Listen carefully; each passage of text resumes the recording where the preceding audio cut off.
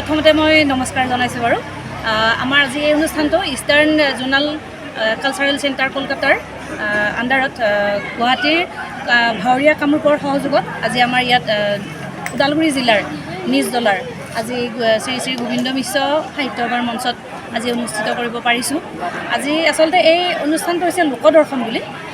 লোকদৰ্শন মানে আমাৰ ওদালগুৰি জিলা হওক আমাৰ অসমৰ চুকে কোণে থকা বা চবতে যিবিলাক মানে আমাৰ লোক সংস্কৃতি লুকাই থাকে বা আমি উলিয়াই আনিব লাগে, আজি সেই লোকদৰ্শনৰ জৰিয়তে আমাৰ গাঁৱে ভূঞে চহৰে নগৰে যিবিলাক আমাৰ লোক সংস্কৃতি আছে, আজি সেইবিলাক আমি এটা পৰিৱেশন কৰিবৰ কাৰণে আমি এটা মঞ্চ এটা পাইছোঁ। আজি আমি ধন্যবাদো জনাইছোঁ আমাৰ ইষ্টাৰ্ণ জোনাল কালচাৰেলক কলকাতা, তেওঁলোকে যিয়ে আমাক এইটো দায়িত্ব দিছে বা তেওঁলোকৰ অধীনস্থত আজি এই অনুষ্ঠানটো ইয়াত হৈছে, গতিকে তেওঁলোককো আমি ধন্যবাদ জনাইছোঁ। আৰু ইয়াত আমি যিমানখিনি আমি পাৰিছোঁ আমাৰ ওদালগুৰি জিলাৰ কালচাৰ আমি উলিয়াই আনিবলৈ চেষ্টা কৰিছোঁ।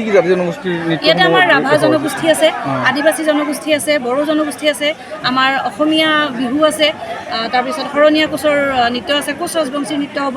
গতিকে এনেকৈ আমি যিমানখিনি আমাৰ ওদালগুৰি জিলাত যিখিনি আমাৰ কলা সংস্কৃতি আছে সেই আটাইখিনি সংস্কৃতিক সাঙুৰি আজি আমাৰ এই অনুষ্ঠানটিত আমি অন্তৰ্ভুক্ত কৰিছোঁ। আজি এই আমাক ভাৰত চৰকাৰৰ আণ্ডাৰত যিটো আজি লোকদৰ্শন হিচাপে আমি অনুষ্ঠানটো পাতিব পাৰিছোঁ, আচলতে আমাৰ এইটো সৌভাগ্যৰ কথা। তেওঁলোকে আমাক এইখিনি আমাক সুবিধা দিছে আমাৰ এইবিলাক গ্ৰুপবিলাক আমি উলিয়াই নিবৰ কাৰণে।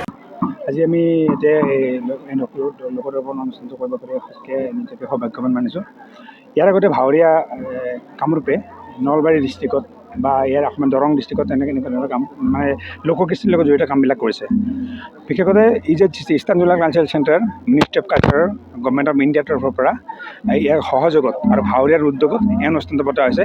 ইয়াতে বিশেষভাৱে যিবিলাক লোক সংস্কৃতি লোক হেৰাই যাব ধৰিছে সেইবিলাকক মানে পুনৰুত্থানৰ কাৰণে মানে বুষ্টাপ কৰাৰ কাৰণে এনেকুৱা ধৰণৰ অৰ্গেনাইজেশ্যনবিলাক পতা হয়।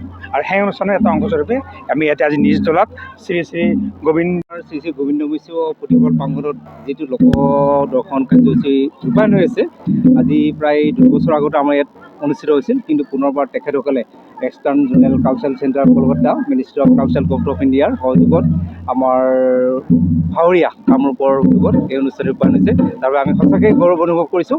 আৰু ভৱিষ্যতেও যাতে এনে জাতি জনগোষ্ঠীৰ কৃষ্টি সংস্কৃতিৰ জৰিয়তে আমাৰ সামাজিক সম্প্ৰীতি অটুট ৰাখিব পাৰোঁ, বান্ধোন যাতে কটকটি ৰাখিব, তাৰ বাবে আমি আশা কৰিছোঁ। অভিনয় কৰাৰ হেঁপাহ আপুনিও পঢ়ি ৰাখিছে নেকি? আপোনাৰ অভিনয় কৰাৰ অভিজ্ঞতা নাই? কোনো কথা নাই, আপোনাৰ বাবে আহিছে সোণালী সুযোগ।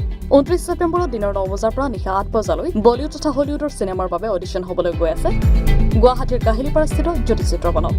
5 বছৰ বয়সৰ পৰা 17 বছৰ ব্যক্তিয়ে কৰিব পাৰিব অংশগ্ৰহণ। পঞ্জীয়ন হ'ব বিনামূলীয়া, নিৰ্দিষ্ট ৱেবছাইটত কৰিব পাৰিব আবেদন।